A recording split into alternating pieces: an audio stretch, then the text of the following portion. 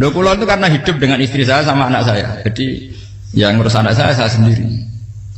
Jarang kula ngurus dalam jarang. Ya, memang saya punya standar pakai kitab-kitab kados hikam. Saya ini merasa hidup di dunia itu sendiri. Sampeyan tak warai la Allah kana kotar.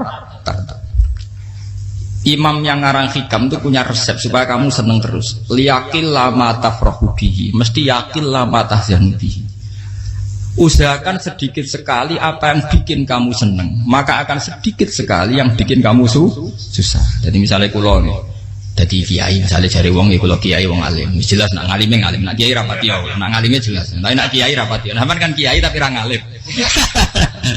Nah, kula nak darani wong alim malah muni ya jelas. Nak kiai rapati ya, kula rapati nurut tapi aturan masyarakat rapati napa.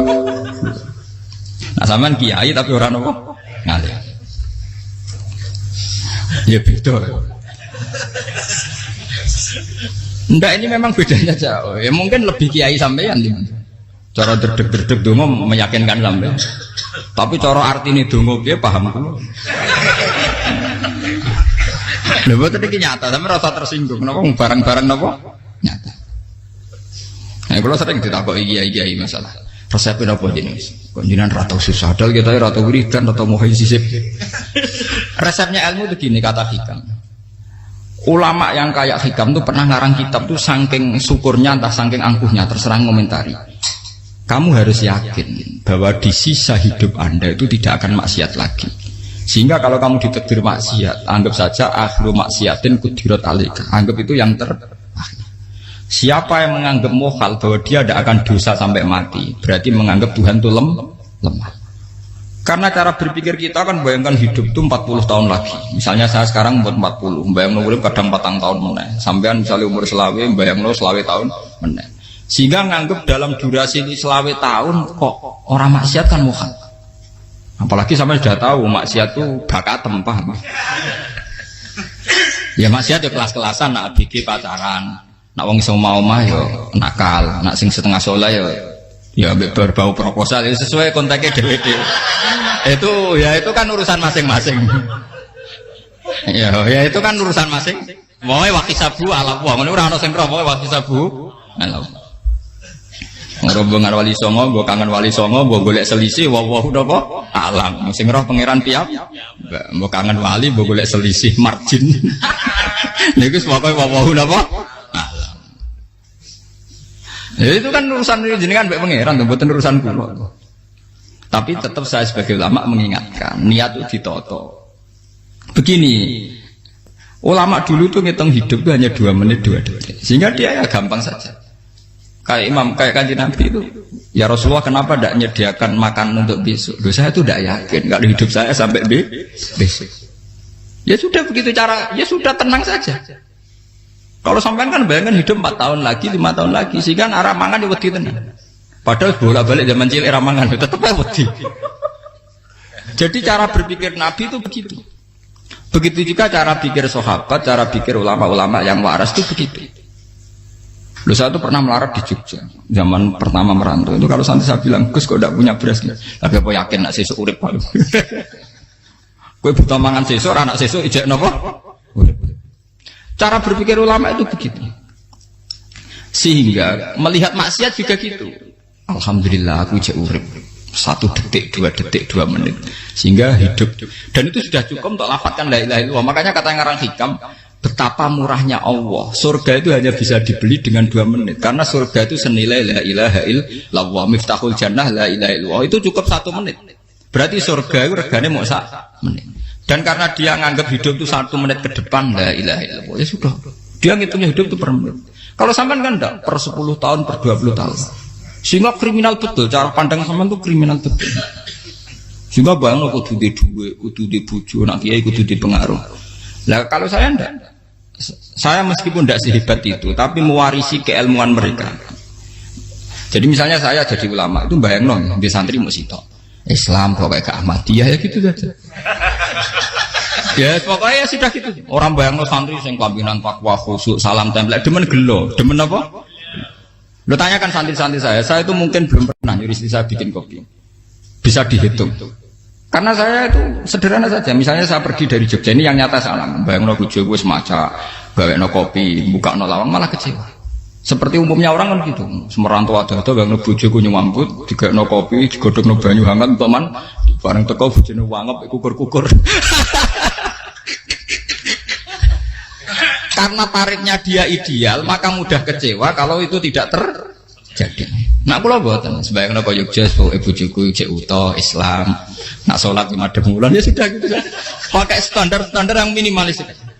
Saya dari rumah bangun sampai ngaji ya, pokoknya melek, terus ya sudah nak sholat demadem nopo, mulanya sudah gitu. Andai kan saya pakai standar maksimal, maka akan mudah kecewa. Rasulullah juga begitu. Rasulullah itu ngadepi Sayyidah Aisyah, itu ya begitu, ngadepi Hasan Husain. Sehingga tidak ada cerita Nabi mudah kecewa, betul. Karena Nabi bayangkan anak istrinya itu ya minimalis sekali, urusan dunia loh maksudnya minimalis sekali. Misalnya Nabi pagi-pagi tanya, ya Aisyah apa ada sarapan?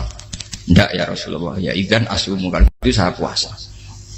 Kalau sampean usul-usul lah digekno kopi wong wedok opo? Itu kan repot. Muni-muni itibak sunnah Rasul tapi enggak pernah sampean mendekati sunnah napa? Rasul. Sehingga ya tenang saja Nabi. Saya tuh alhamdulillah bisa niru dalam gitu-gitu tuh bisa. Makanya ini kiai muda paling enjoy. Banyak kiai-kiai yang sepuh itu kalau urusan gitu konsultasi Mas. Gus resep apa kae? Niki kula resep era dekarep apa? Juga saya tidak pernah bayangkan apa tanggaku seneng aku atau orang ngaji aku kecewa itu tidak pernah bayangkan. Sama itu kan makhluk, tidak penting. Kecewa tidak kecewa itu tidak benar. Saya itu orang alim, ngerti ini warido kamat lubi, ora warido kum. Yang tak gulai ridane pengiran, ridane sing ngaji, ridane konsumen. Itu apa makhluk tidak penting. Itu harus dilatih. Harus apa? Sehingga orang tuh kalau biasa sholat, maksudnya biasa takluk be Allah, mesti la Allah katardo, mesti gampang puas. Karena dia iktifak ngalap cukup be Allah Subhanahu wa ta'ala. Saya sebagai manusia juga sering ditangisi istri. Misalnya saya sering ke Jogja sendirian. Nah ninggalan nopo, ninggalan ibu milih pengiran. Misalnya mati ninggalan ya paling aku mau ngapes nih suara. Paling uang nangis gue kegiatan. Bukan Pak. Ingin saya bahwa konstitusi ulama itu masih iktimat Allah. Kalau kita kan enggak. Cara berpikir kita ngaji itu ideal sing ono podium, sing ngaji kelaminan takwa kabeh, ketunan kaji kabeh, diluk kabeh. Kita akan pakai standar-standar yang dengan asumsi kita. Padahal Nabi di zaman sugeng al iman hahuna wa yusiru ila qalbihi sadrihi salah. Iman itu urusan hati. Komitmen sampean be Allah Subhanahu wa taala. Nah ini resepnya. Makanya kata hikam liyakillah mata frohubi, mesti yakinlah mata selibi. Sedikitlah kamu gembira dengan satu hal, nanti akan sedikit kamu yang kecewa. Artinya misalnya kados kula sebagai ulama seneng kula nu kok ijek iman, ya nggak kayak wong awam. Ya sudah gitu. Jadi misalnya suatu saat kula jatuh, yang ngaji saya gak semeneng jadi kupeding. Wong sing seneng kula bubar kabeh. Kula ora susah, miskola darah bener. Gus saiki jenengan ora sing seneng. Ya tenang saja. Sing ora seneng makhluk ora jelas. Dan status mereka tetap la yadurru walayang. Ini harus dilatih. Sehingga Nabi itu ya meskipun beliau itu perang, sahabatnya meninggal, ya tenang saja. Nabi cara berpikir yang meninggal mereka mati syahid, yang masih hidup dianggap berpotensi melakukan kebaikan. Sama tak warai resep-resep dari Rasulullah Shallallahu Alaihi Wasallam. Saya ini sebetulnya memaksa, menjelaskan ini maksa, karena saya inginnya jadi ulama yang kayak umumnya orang, tidak ideal amat. Tapi kan saya ditekdir ilmunya itu ideal, jadi terpaksa saya jelaskan. Tapi kalau perilaku saya tidak akan ideal. Soalnya ngawur, saake mari Ghafuri pengiran nganggur bolak-balik cerita. Ada seorang wali, karena dia wali itu doa di multazam, ya Allah saya ini minta satu hal. Karena dia wali maka tidak minta uang, tidak minta jabatan, minta engkau takdir saya tidak pernah maksiat. Itu kan bagus sekali, minta doa ditakdir gak maksiat kan ada. Dari pengiran malah Syafi'i. Fa'ena ada ukufran. Karena tahu maksiat malah sifat ghafurku tak ada kok endi. Gamane pengiran ini sifat ghafurku rak nganggur. Malah tidak ada orang selain Nabi kecuali ditakdir tahu maksiat. Dan sifat ghafuri pengiran efektif. Paham apa? Lara sampean kan ghafure kok nggo kabeh. Dadi karek sadidul iqab. Karena maksiate sampean sering.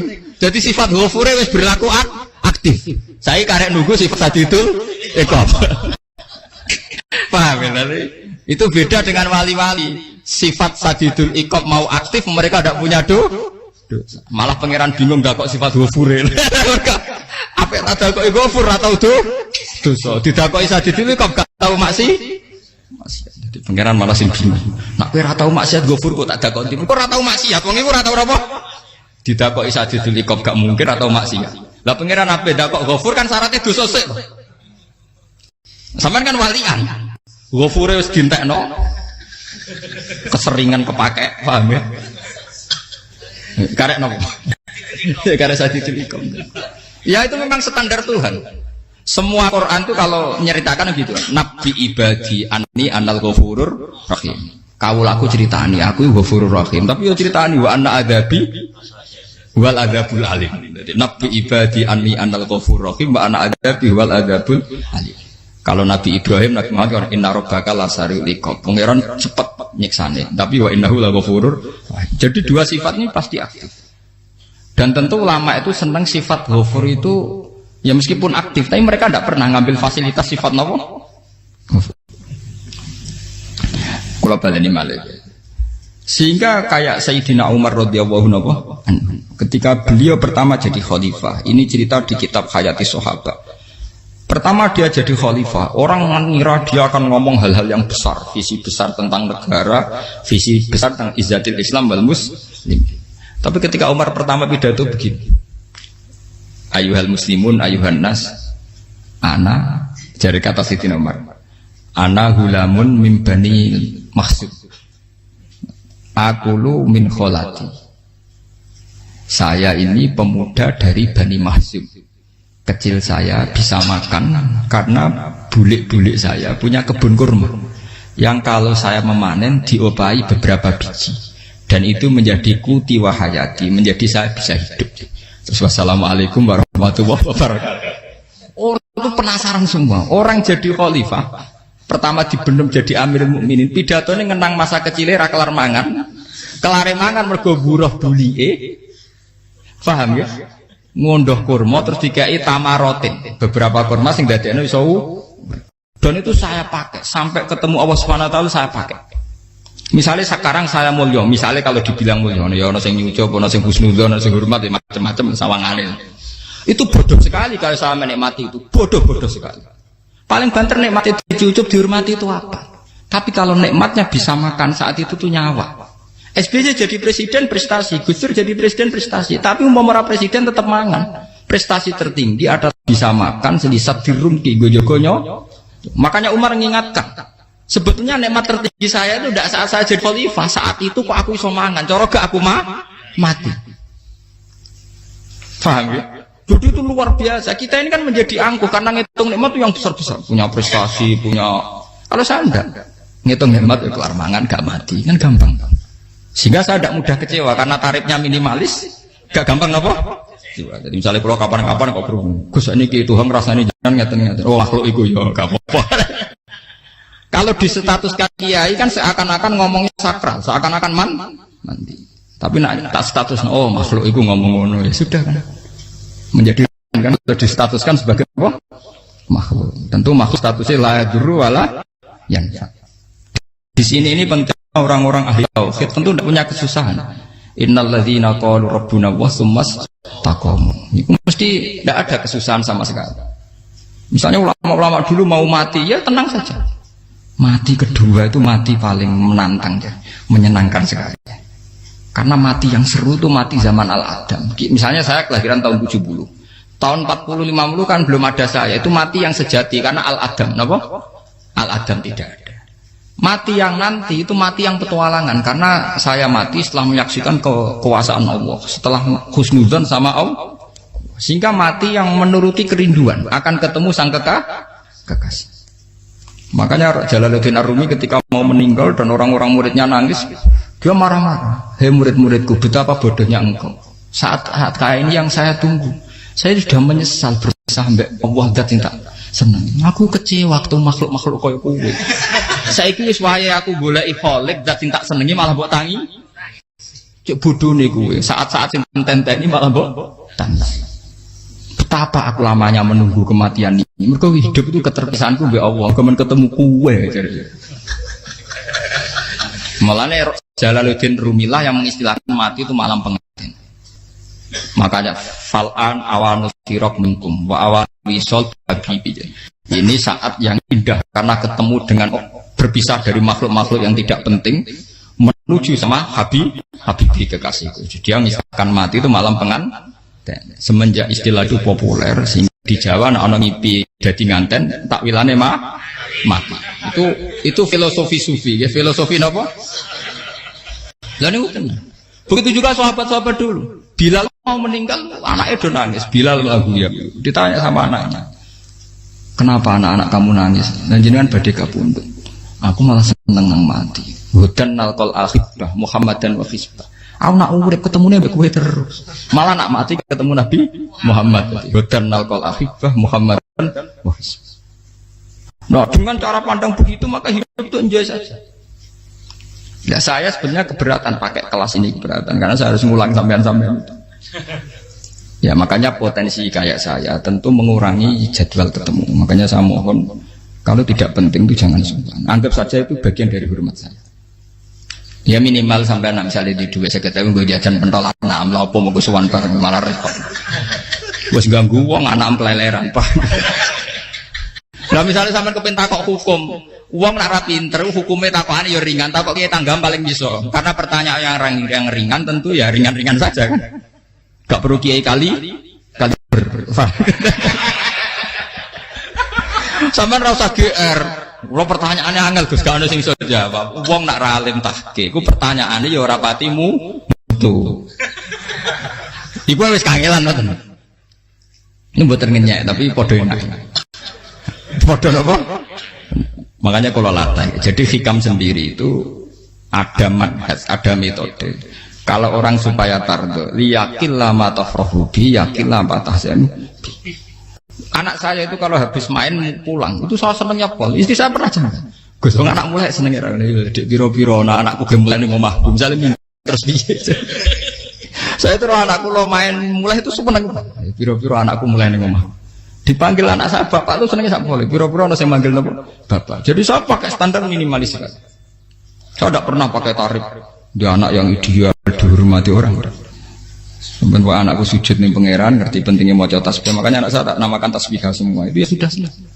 Saya tidak pernah bayangkan anak saya jadi kayak besar dihormati jemput. Mari gampang kecil. Ya, sekolah kan Sayyidina Umar. Saya pemuda dari Bani Mahzum. Yang kecilnya bisa makan karena buruh bulikku. Akal tuh tamarot. Wah itu saya baca tuh nangis betul. Betapa hebatnya Sayyidina Umar. Mengingatkan ulang bahwa nikmat tertinggi itu ya makan karena makan kaitannya nyawa. Orang jadi bupati enggak jadi bupati tetap makan. Jadi kalau ngantin saya tarifnya minimalis sekali. Nah, kalau orang sudah makan gitu lah Allah kata tertentu mudah sekali. Tapi kalau sampai tarifnya ideal harus di mobil kudu sangune akeh. Mosok gue mobil gak sanggup akeh. Barang gue sanggup akeh kudu gue penderek. Mosok kere lunga juga kok tanpa penderek. Nang penderek maju. Mosok ora kena dikeloni jadi malah repot. Akhirnya gue wong ayu. Harus selingkuh dijari sing itu perkara meneh. Wong ruwet nuruti tahapan-tahapan duniawi makanya resep kalau ingin itu kon sholat. Maksudnya sholat itu dihayati secara tauhid ya. Dihayati secara tauhid. Misalnya innal sholati wa nusuki wa mahyaya wa mamati lillahi rabbil alamin. Itu akan pasti Allah katar pasti mudah melihat alam ini ridho. Ini satu sekelumit ya, di resep orang ulama yang saya meniru beberapa di kitab Hayati Sahabat, di kitab Hikam dan meniru terutama ini semuanya sanad dari Rasulullah Shallallahu Alaihi Wasallam. Makanya suatu saat Nabi itu kagum. Abdullah bin Mas'ud itu jalan dan dikawal oleh beberapa malaikat. Terus Nabi itu heran. Ya kenapa itu selalu mengawal kamu? Kata Abdullah bin Mas'ud, ya Rasulullah, inilah akhtu khutwatan illa wa azunnu alla akhtu wa ukhra wa ma aqaltu luqmatan illa wa azunnu alla alqamu ukhra. Saya itu tidak pernah melangkah kecuali saya tidak pernah yakin apa betul saya bisa melangkah lagi. Jadi perlangkahnya itu dia iktimat Allah. Dan saya tidak pernah mengunyah satu kunyahan kecuali saya tidak yakin apa betul saya bisa mengunyah lagi. Setiap kunyahnya tetap semuanya ada bismillah. Semua itu atas nama pertolongan atas kata Rasulullah. Orang kakak andekan saya ada nabi terakhir itu jadi nabi. Jadi kemana Makanya dulu Nabi itu sering ngendikan, adekan orang-orang kayak gitu itu ada nubuah, tentu mereka punya derajat napa? Nubuah. Jadi tidak jadi nabi tapi punya derajat napa? Nubuah. Lah orang yang cara berpikir gitu tentu tidak khawatir apa yang hilang dari dirinya karena dia berkontrak dengan Tuhan hanya per menit per detik. Jika mempunyai resep al-mu'min yusiru sana Allah ayakuna li nafsi zakiron. Seorang mukmin yang sejati tentu kontraknya dengan Allah Subhanahu wa taala dan dia tidak pernah ingat dirinya sendiri. Kayak sampean pas umat tapiil, Allahu akbar, Allah maha besar, subhanak. Selalu ana wong ngrasani termasuk lali utange barang iku. Tapi yang jelas kan menjadi enjoy dengan dirinya sendiri. Paham ya? Menjadi enjoy dengan dirinya karena dia tidak sering punya kontrak dengan makhluk. Nah ini maksudnya Allah kau janganlah ala katarta kamu pandang apa nak sholat terus kabul kajati apa nak sholat terus untuk duit ya bar karena cara pikir iso aja nak duit ya dan ini resep ya dan resep ini dari ulama-ulama yang istinad ila Rasulillah sallallahu alaihi wasallam karena kalau Nabi itu memang cara pandang Aisyah itu pernah ditanya ya Aisyah saya ini ingin makan apa daging yang dari sahabat ini masih wah ya Rasulullah sudah habis karena tak kasihkan tetangga. Itu Nabi tidak marah-marah malah bilang kamu benar Aisyah. Biru yang kamu kasihkan tuh yang masih. Kau nak daging dipangan dewe kadang nuruti nafsu. Nak dikekno wong sudah kau nuruti perintah pengen. Jadi kanjeng Nabi beneran Aisyah. Dagingnya ijek. Mau kalau nanti yang malah ijek. Sing bogo sudah kau malah sing ijek. Cara berpikir Nabi itu begitu. Tapi tahu-tahu disederhanakan sunnah Nabi serbanan.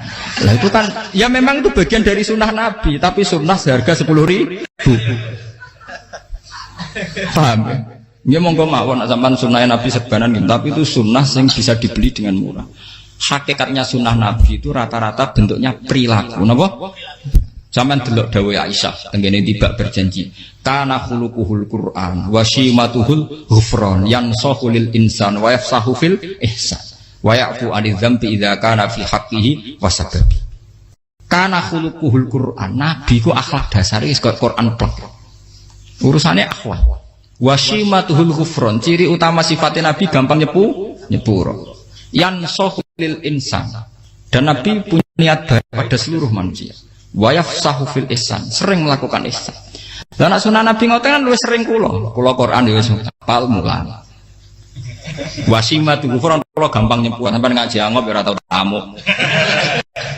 Yang sahulil insan kula bedina nate tiyang mulan.